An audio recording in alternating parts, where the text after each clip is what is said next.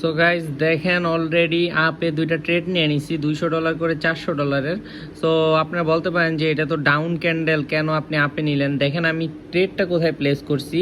আপনার এরকম কোনো কথা নাই যে ক্যান্ডেলটা শুরু হইতেছে তখনই আপনি ট্রেড প্লেস করবেন। আপনার বুঝতে হবে আগে মার্কেটে এক একভাবে ট্রেড নিতে হয়। সো এটা নেওয়ার পিছনে রিজন আছে। রিজনটা হলো দেখেন মার্কেটটা কিন্তু সম্পূর্ণ আপ ট্রেন্ড মার্কেটে এখানে আপনার সেলার্স অ্যাক্টিভ হইতে চাইতেছে বাট কিন্তু দিতেছে না অ্যাক্টিভ হইতে। দেখেন এইখানে কিন্তু রেড ক্যান্ডেল হইছে, এই জায়গায় রেড ক্যান্ডেল হইছে, বাট তারপরে আবার বায়ার্সরা অ্যাক্টিভ হয়ে যাইতেছে। সো এটা একটা ইন্ডিকেশন।